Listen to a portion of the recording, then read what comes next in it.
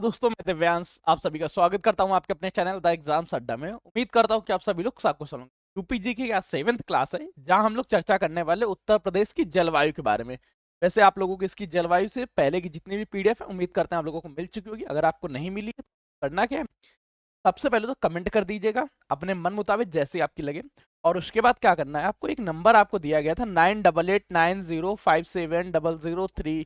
इस नंबर पे आप टाइप कर दीजिएगा, व्हाट्सअप करिएगा जिस भी आप एग्जाम्स की तैयारी कर रहे हैं। अगर आप लेखपाल की तैयारी, अगर आप कनिक सहायक की तैयारी करें तो कनिक सहायक लिख के भेज दीजिएगा, यूपी की तैयारी करें यूपी पुलिस लिख के भेज दीजिएगा, वीडियो बनना चाहते हैं वीडियो की तैयारी कर रहे हैं, और अगर पेट की तैयारी करें तो पेट का लिख के भेज दीजिएगा। जिस भी तैयारी कर रहे हैं उसको लिख के भेज दीजिएगा, आपको उसी ग्रुप में जोड़ के पीडीएफ प्रोवाइड करा दी जाएंगी। अगर पीडीएफ इन सभी की बड़ा इंपॉर्टेंट, चलिए मैं सबसे पहले आपको पीडीएफ दिखाता हूँ। इस तरह की पीडीएफ किस तरह से, देखिए ये कंप्लीट पीडीएफ आप लोगों की प्रिपेयर हो चुकी है। जैसे उत्तर प्रदेश के सामान्य परिचय के बारे में, इससे पहले के टॉपिक्स में हम लोगों ने क्या क्या पढ़ा था, उत्तर प्रदेश का सामान्य परिचय पढ़ा था, उत्तर प्रदेश के राजनीतिक परिचय, मतलब ये पूरा पूरा पहले सिलेबस के बारे में चर्चा की गई इस पीडीएफ में। जहां सिलेबस आप लोगों का कंप्लीट होता है, सिलेबस एक एक पॉइंट्स को डिटेलिंग की गई है कि कौन कौन से टॉपिक्स रहेंगे। इसके बाद जब आपका पीडीएफ पूरा पूरा सिलेबस कंप्लीट होगा, सिलेबस कंप्लीट होने के बाद एक एक टॉपिक उसी क्रम में पढ़ाया गया है। उसी क्रम में सबसे पहले उत्तर प्रदेश के सामान्य परिचय, ये हमारा पहला चैप्टर था। फर्स्ट क्लास में हम लोगों ने चर्चा की थी यूपी के सामान्य परिचय के बारे में। उम्मीद आप लोगों ने इसकी क्लास कंप्लीट ली होगी। उत्तर प्रदेश को जनसंख्या के हिसाब से किस भागों में बांटा गया है, उत्तर प्रदेश को क्षेत्रफल के आधार पर कौन से भागों में बांटा गया, उत्तर प्रदेश का क्षेत्रफल 93,023 वर्ग मील है, ये भी आपको बताया गया था, कंफर्म ही होगा। मील में क्यों पूछा गया था, क्योंकि मील के साथ साथ 2 पॉइंट डाटा याद रखिए, 1 किलोमीटर में भी और मील में भी। उत्तर प्रदेश के एग्जाम्स में एक बार मील में पूछ लिया गया था, जब पूछ लिया गया था तो हमें पता भी होना चाहिए क्षेत्रफल कितना है। बताया गया ना, हाँ ठीक है। कुल फिर प्राचीन नामों के बारे में, नामकरण को लेके किस तरह से परिवर्तन हुआ, राजधानी परिवर्तन किस क्रम में हुआ। इसी के बाद हम लोगों ने जस्ट चर्चा की थी पहली क्लास, सेकंड क्लास में हम लोगों ने चर्चा की थी यूपी के सीमा के बारे में। इस पेज को थोड़ा सा अच्छा नहीं, इसको मैं ठीक करवा दूंगा। फिर उत्तर प्रदेश के मंडलों के बारे में चर्चा की कि सबसे बड़े मंडल कितने हैं। उत्तर प्रदेश के 3 मंडल सबसे बड़े हैं, लखनऊ, कानपुर, मेरठ। तीनों मंडल के नाम याद रखिए, लखनऊ, कानपुर, मेरठ। आपसे क्वेश्चन पूछा जा सकता है उत्तर प्रदेश में कुल जिलों की संख्या कितनी है। उत्तर प्रदेश में कुल जिलों की संख्या तो 75 है, परंतु 4 महीने के लिए एक अस्थायी जिला बनाया गया जिसे महाकुंभ के नाम से जानते हैं। 4 मंथ के लिए केवल बनाया गया था, 4 महीने के लिए उत्तर प्रदेश में 76 जिले होंगे, परंतु लगातार आप लोगों को 75 ही याद रखने है। जिले वाले मंडल जो सबसे बड़े मंडल है उनकी संख्या 3 है। तीनों मंडलों के नाम याद रखिए, लखनऊ मंडल, कानपुर मंडल और मेरठ मंडल। आपसे क्वेश्चन पूछा जा सकता है कि इन मंडलों के हेडक्वार्टर कौन कौन से। देखिए ज्यादातर मंडलों के हेडक्वार्टर्स का नाम और उनका नाम सेम ही है, तो याद करने कोई डिफरेंस नहीं, तुरंत याद हो जाएगा। परंतु जैसे देवी पाटन मंडल है, इसका हेडक्वार्टर गोंडा में है। चित्रकूट धाम मंडल है, इसका हेडक्वार्टर बांदा में है। ये 2 पॉइंट याद कर लीजिएगा क्योंकि ये अलग है। इसी तरह से 75 जिले हैं, जिले जिले के हेडक्वार्टर दोनों के नाम सेम ही है, परंतु कुछ जिले ऐसे हैं जिनके हेडक्वार्टर अलग अलग है, तो उनके नाम को भी याद रखना होगा। जैसे अमेठी का हेडक्वार्टर कहाँ पड़ता है, गौरीगंज में। संत कबीर नगर खलीलाबाद, याद आ रहा, कबीरा रे खलीला रे, इस तरह याद कर सकते हैं। संत कबीर नगर कहाँ है, खलीलाबाद। गौतम बुद्ध नगर नोएडा, कौशाम्बी मंजनपुर, भदोई का ज्ञानपुर, संभल पवासा, अंबेडकर नगर अकबरपुर, कानपुर देहात, अकबरपुर माती, कुशीनगर पडरौना, सिद्धार्थ नगर नौगढ़, सोनभद्र, रॉबर्ट्सगंज, जालौन की चर्चा करें तो उरई, और फरुखाबाद की चर्चा करें फतेहगढ़। ये वो मुख्यालय हैं, ये वो जिले के मुख्यालय हैं जिनके नाम उनके जिले में उनके नाम पे ना हो के भिन्न जगह पे, इस वजह से इन्हें याद रखना है। देखिए जो जो अलग है वो सब याद रखना है, सिमिलरिटीज तो हमेशा आप याद ही कर लेंगे। अगर आपसे कोई ये पूछ ले कि जस्ट सपोज किसी अदर जिले के बारे में बोले, लखनऊ का मुख्यालय कहाँ, तुरंत लखनऊ याद कर लेंगे, परंतु इसके बारे में याद रखिए। फिर हम लोगों ने चर्चा की उत्तर प्रदेश की सीमा के बारे में। ये हमारी सेकंड क्लास थी, सेकंड क्लास में हम लोगों ने चर्चा की थी उत्तर प्रदेश की सीमा के बारे में। सीमा क्रम में क्या क्या पॉइंट्स थे, देखो उत्तर प्रदेश के जिला 8 जिले, एक केंद्र शासित प्रदेश, कुल 9 राज्य, सॉरी 8 राज्य, एक केंद्र शासित प्रदेश और एक देश से लगती है। कुल 9 राज्य और एक देश से हैं। ये 8 कौन कौन से राज्य, हिमाचल प्रदेश, उत्तराखंड, बिहार, झारखंड, छत्तीसगढ़, मध्य प्रदेश, राजस्थान और हरियाणा। केंद्र शासित प्रदेश की चर्चा करें तो दिल्ली से टच करती है। वहीं अगर देश की बात करें, नेपाल के साथ सीमा साझा करती है। अब इनमें से कौन कौन से राज्य करते हैं, ये हम लोगों ने सेकंड क्लास में चर्चा की थी, तो ये आप सेकंड क्लास में जाके देख लीजिएगा। फिर हम लोगों ने चर्चा की थी, ये राज्यों के बारे में बताया गया, कोई दिक्कत नहीं, ये देख लीजिएगा। यहाँ पे कुछ पॉइंट्स थे जो आपके लिए बहुत इंपॉर्टेंट, जैसे सोनभद्र। सोनभद्र एकमात्र जिला है जो 4 राज्यों के साथ सीमा साझा करता है। सहारनपुर 3 राज्यों के साथ सीमा साझा करने वाला जनपद है, तो ये 2 पॉइंट्स याद रख लीजिएगा। ललितपुर वगैरह तो आपको याद ही हो गए, तो मैप देखते ही कंफर्म हो जाएंगे। उत्तर प्रदेश की सीमा में हम लोगों ने देखा था, उत्तर प्रदेश का जो उत्तरी जिला है उसको बोलते हैं, उत्तरी जिला है सहारनपुर, और सहारनपुर के साथ सीमा कौन साझा करता है? हिमाचल प्रदेश राज्यों के तौर पे। और अगर पूर्व की चर्चा करें, बलिया, बलिया का सबसे पूर्वी भाग जो है, उत्तर प्रदेश का जो पूर्वी भाग है वो सीमा साझा करता है बिहार के साथ। उत्तर प्रदेश का दक्षिणी भाग सोनभद्र जो है वो छत्तीसगढ़ के साथ सीमा साझा करता है। उत्तर प्रदेश का पश्चिमी भाग जो शामली है, जो करंट टाइम में एनसीआर में शामिल हो चुका है, एनसीआर में शामिल होने वाला लेटेस्ट जिला बनता है, ये हरियाणा के साथ सीमा साझा करता है। एनसीआर की चर्चा करें, एनसीआर क्या है? नेशनल कैपिटल रीजन है, राष्ट्रीय राजधानी क्षेत्र है। राष्ट्रीय राजधानी क्षेत्र परिक्षेत्र के अंतर्गत उत्तर प्रदेश के 8 जिले, हरियाणा के 14 और राजस्थान के 2 जिले हैं, कुल 24 जिले शामिल है। इन 24 जिलों में उत्तर प्रदेश के हम एग्जाम की तैयारी करें तो उत्तर प्रदेश के 8 के बारे में हमें पता होना चाहिए, तो उन 8 की चर्चा हम लोगों ने कर ली थी। कौन कौन? गौतम बुद्ध नगर, गाजियाबाद, हापुड़, बुलंदशहर, बागपत, मेरठ, मुजफ्फरनगर, शामली। 3 ऐसे एनसीआर के जिले हैं जिनको एनसीआर में शामिल करना है। इन तीनों के नाम याद, 4 ऐसे भी जिले हैं जिनको शामिल करना है, मथुरा, अलीगढ़, हाथरस और बिजनौर। तो ये 4 जिलों के नाम और याद रख लीजिएगा। 8 जनपद शामिल हैं उत्तर प्रदेश के, गौतम बुद्ध नगर, गाजियाबाद, हापुड़, बुलंदशहर, बागपत, मेरठ, मुजफ्फरनगर, शामली। 4 एनसीआर में और शामिल होने जा रहे हैं, उन चारों के नाम याद रखिए, अलीगढ़, मथुरा, हाथरस और बिजनौर। इसके बाद हम लोगों ने चर्चा की थी उत्तर प्रदेश के राजकीय प्रतीक चिन्हों के बारे में, हमारी 3rd क्लास थी, अगर आपने नहीं ली तो इसको ले लीजिएगा, जहां उत्तर प्रदेश का राजकीय चिन्ह के बारे में चर्चा की थी। इसमें एक व्रत में 2 मछली, 1 धनुष तीर है। राजकीय वृक्ष कौन है? अशोक, पुष्प पलाश या टेशु का। पशु कौन है? बारहसिंगा। पक्षी कौन था? सारस। राजकीय भाषा कौन? राज्य की खेल। यहां तक के डाटा के बाद नया डाटा ऐड किया गया, जैसे अशोक का वैज्ञानिक नाम क्या है? सरसा इंडिका। पलाश की चर्चा करें, इसका वैज्ञानिक नाम ब्यूटना मोनोस्पर्मा है। बारहसिंगा का वैज्ञानिक नाम रिकर्वस डुआ वोलेसी है।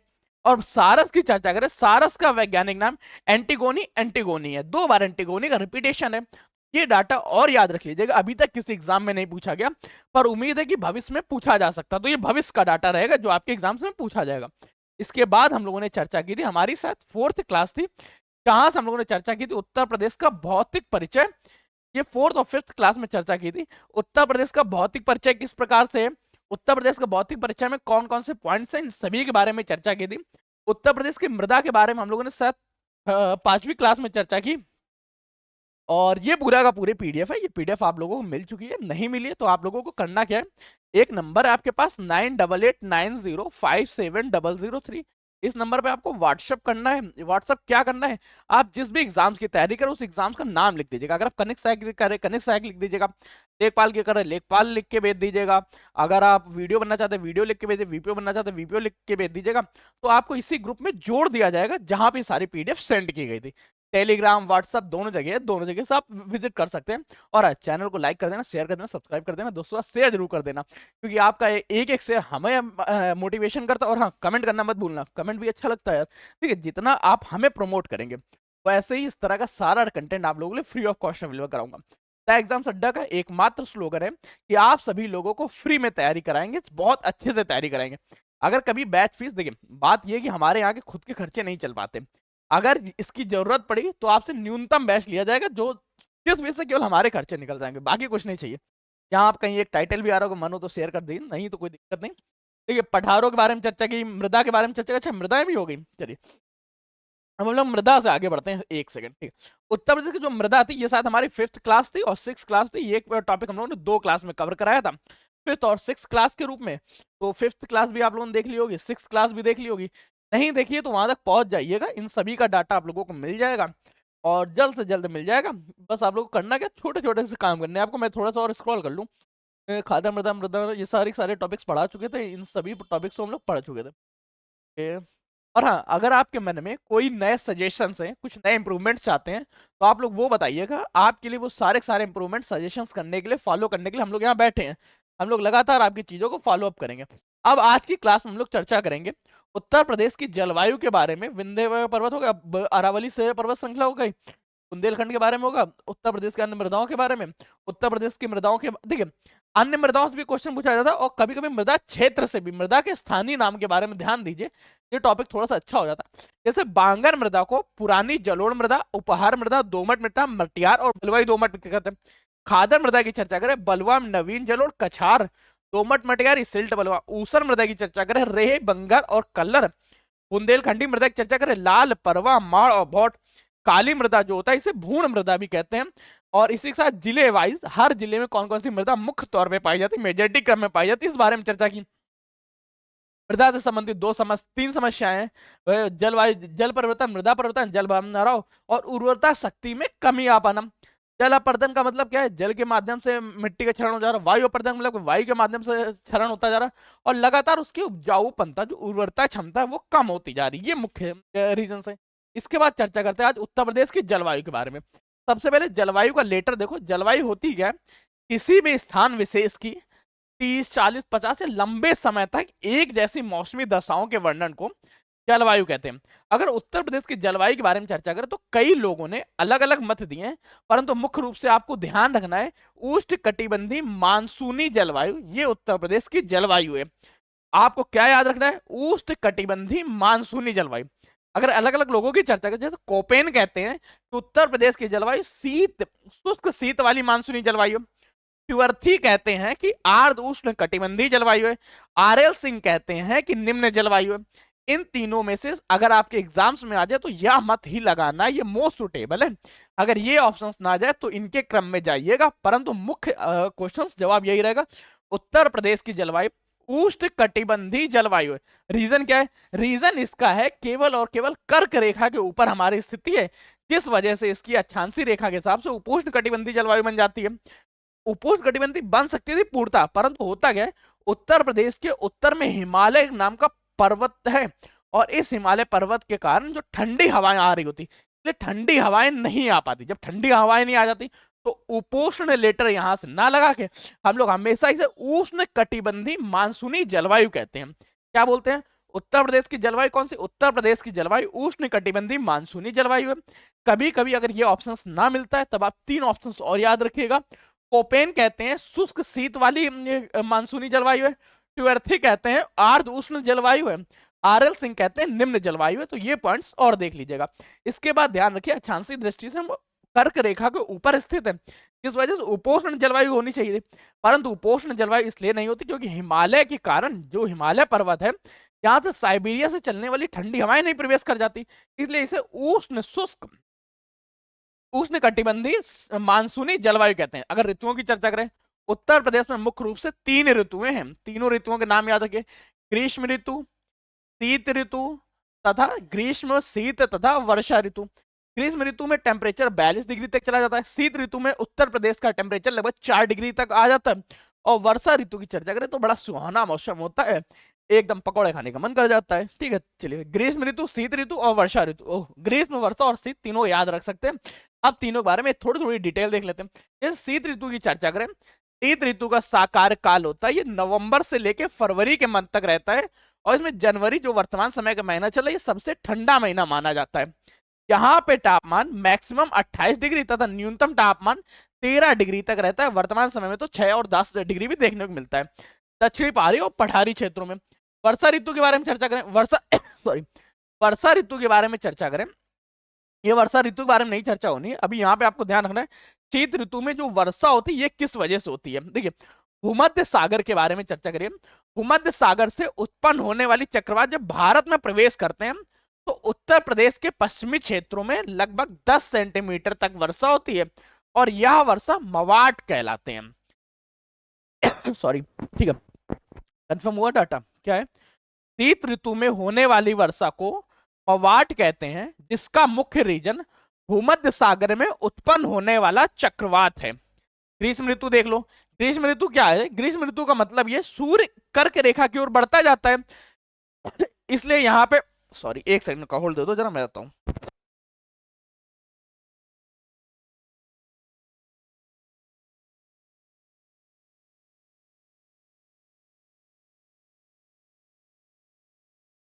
सॉरी, सूर्य के कर्क रेखा के ऊपर बढ़ते ही प्रदेश में तापमान की वृद्धि होती रहती है।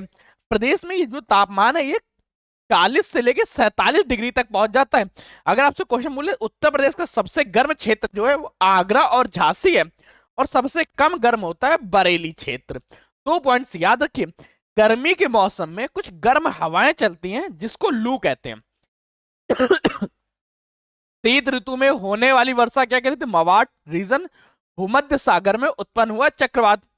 ग्रीष्म ऋतु में चलने वाली हवा को क्या बोलते हैं? लू। होती क्या है? गर्म हवाएं होती हैं। सूर्य कर्क रेखा की ओर बढ़ता है, तापमान 40 से 47 डिग्री तक हो जाता है। अब चर्चा करते हैं वर्षा ऋतु के बारे में। वर्षा ऋतु का टेम्परेचर जून से सितंबर तक होता है। मानसून उत्तर प्रदेश की मुख्य जो वर्षा होती है वो मानसूनी वर्षा होती है, और ये मानसूनी वर्षा के लिए बादल कहां से बनना प्रारंभ होते हैं वो ध्यान रखिएगा। बंगाल की खाड़ी से प्रारंभ होते हैं। देखिए उत्तर प्रदेश का एक बार मैप बना लेते हैं थोड़ा सा। बहुत अच्छा मैप तो नहीं बन पाया होगा, ठीक है। भारत के मैप में इसको ऐड करो जरा। तो यहाँ कहीं होता है बंगाल की खाड़ी। बंगाल की खाड़ी से चलने वाली जो हवाएं होती हैं, जिसकी वजह से सबसे ज्यादा वर्षा उत्तर प्रदेश में होती है। अब ये जो बंगाल की खाड़ी से चलने वाली हवाएं होती हैं, ये हिमालय से टकरा के फिर इधर से वापस लौटती हुई हैं, इसलिए इसमें कभी कभी लौटते समय की भी वर्षा हो जाएगी। उत्तर प्रदेश में वर्षा बंगाल की खाड़ी से सबसे ज्यादा होती है। बंगाल की खाड़ी में उठने वाली मानसूनी पवने को पूर्वा पवन कहते हैं। जैसे जैसे मानसूनी पवनें पश्चिम की ओर बढ़ती जाती हैं, वैसे वैसे उनमें नमी की धारण की क्षमता कम हो जाती है, इसलिए वर्षा कम होती है। नहीं याद आ रहा? मैप में देखो क्या ध्यान रखना है। मैं थोड़ा सा पेन चेंज कर लूँ क्या? अब देखो है क्या, बंगाल से चलने वाली हवाएं धीरे धीरे उठती हैं और ये वर्षा कराते हुए जाती हैं। इधर हिमालय मिल जाता है, हिमालय की वजह से ज्यादातर वर्षा वो इस क्षेत्र में करा देती हैं, और धीरे धीरे इनमें जल की धारण की क्षमता भी कम होती जा रही है। तो जैसे जैसे ये पूर्व से पश्चिम की ओर बढ़ रही है, इधर पश्चिम की ओर बढ़ती जा रही, वैसे वैसे इनमें वर्षा कराने की क्षमता कम होती जाती है। इसलिए उत्तर प्रदेश में अधिकतर वर्षा पूर्वी क्षेत्रों में होती है, पश्चिमी क्षेत्रों में यहाँ वर्षा कम होती है। मानसूनी पवनों का कुछ भाग उत्तर की ओर बढ़ जाता है और हिमालय से टकरा के पुनः वापस लौट जाता है। वहां लौटते समय इसे तराई क्षेत्रों में सबसे ज्यादा वर्षा हो जाती है। अब उत्तर प्रदेश की सबसे ज्यादा वर्षा तो गोरखपुर क्षेत्र में होती है, परंतु न्यूनतम वर्षा कहां देखने को मिलती है? न्यूनतम वर्षा हम लोगों को मथुरा में देखने को मिलती है। फिर वर्षा के आधार पर चर्चा करें। वर्षा के आधार पर मुख्य रूप से 2 भागों में बांटा गया है। एक उष्ण वर्षा क्षेत्र, दूसरा अर्ध वर्षा क्षेत्र। अर्ध व उष्ण वर्षा क्षेत्र, साधारण अर्ध व उष्ण वर्षा क्षेत्र। इस आधार पर 2 क्षेत्रों में तराई के क्षेत्र व पूर्वी उत्तरी क्षेत्र, और इस आधार पर 3 भागों में मध्यवर्ती मैदानी भाग, पश्चिमी मैदानी भाग तथा बुंदेलखंडी मैदानी भाग। अब थोड़ा सा और चर्चा करते हैं इस विषय में। आप मैप देख लीजिएगा, इस तरह का हमारे क्षेत्र को बांटा गया, इस बारे में ध्यान रखिएगा। ऊपरी क्षेत्र क्या कहलाता है? तराई का क्षेत्र। इस तरफ क्या है? पश्चिमी मैदानी क्षेत्र। पश्चिमी मैदानी क्षेत्रों में क्या होगी? वर्षा कम होगी। मध्यवर्ती मैदानी क्षेत्र बुंदेलखंड व पठारी क्षेत्र। पूर्वी उत्तरी क्षेत्र सबसे ज्यादा वर्षा कहाँ होगी? पूर्वी उत्तरी क्षेत्र में। इसके बाद मानसूनी यहाँ से मानसून निकल जाएगा। फिर चर्चा करते हैं यहाँ पे उत्तर प्रदेश में कृषि जलवायु के आधार पर भी उत्तर प्रदेश को 9 भागों में बांटा गया है। कौन कौन से? ये ध्यान रखिए कि यहाँ सबसे पूछा जाता है। कृषि जलवायु के आधार पर उत्तर प्रदेश को 9 प्रमुख भागों में बांटा गया है। जैसे पश्चिमी तराई का क्षेत्र, पश्चिमी तराई का क्षेत्र व पश्चिमी मैदानी क्षेत्र, दोनों पॉइंट याद रखिए। पश्चिमी तराई के क्षेत्र में की जलवायु कौन सी होगी?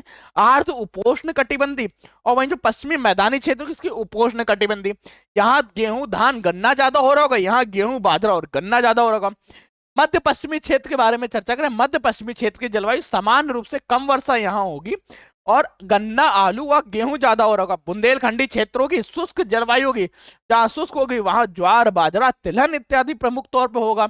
वहीं अब हम लोग चर्चा करते हैं इसके बाद पूर्वी तराई क्षेत्रों के बारे में। मध्य गंगा क्षेत्र, पूर्वी मैदानी क्षेत्र व विंध्य क्षेत्र।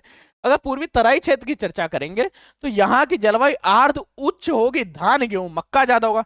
मध्य गंगा क्षेत्रों की चर्चा करें, उपोष्ण कटिबंधी जलवायु जिसमें धान गेहूं तिलहन ज्यादा हो रहा होगा। पूर्वी मैदानी क्षेत्रों की चर्चा करें, उच्च आर्द्रता व मध्यम वर्षा होगी, यहाँ धान मक्का गन्ना इत्यादि प्रमुख। विंध्य क्षेत्र की क्या है? आर्द्र शुष्क जलवायु, ज्वार मक्का व तिलहन इत्यादि प्रमुख होंगे। उत्तर पश्चिमी मैदानी पहाड़ी क्षेत्र के बारे में चर्चा करें तो यहाँ पे ठंडी आर्द्र वर्षा होगी। अच्छा, जलवायु के आधार पे, कृषि जलवायु के आधार पे उत्तर प्रदेश की जलवायु को 9 भागों में बांटा गया। 9 पार्ट्स याद रखिएगा, जलवायु पॉइंट्स याद रखिएगा। और अगर आपको इन कंप्लीट की पीडीएफ चाहिए तो पीडीएफ के लिए आपको क्या करना है? आपके पास एक नंबर दिया गया है 9889057003 इस नंबर पे आपको व्हाट्सअप करना है। क्या लिख के आप जिस एग्जाम की तैयारी करें, कनिष्क सहायक देगा तो कनिष्क सहायक लिख दीजिएगा, लेखपाल की कर रहे लेखपाल कर दीजिए, वीडियो की कर रहे वीडियो कर लीजिए, वीपीओ कर दीजिए वीपीओ कर दीजिएगा। इस तरह से आप इन सभी बैचेस में जोड़ दिए जाएंगे जहां की आप तैयारी कर रहे हैं। आज के सेशन को यहीं रख रहे हैं, तब तक ले कीप स्टडी कीप स्माइलिंग, पढ़ते रहिए मुस्कुराते रहिए, पढ़ाई मुस्कुराहट एक साथ अच्छी लगती है, अकेले में दोनों ही अधूरे हैं। उम्मीद करते हैं कि आपको सेशन पसंद आया होगा। तब तक के लिए धन्यवाद दोस्तों।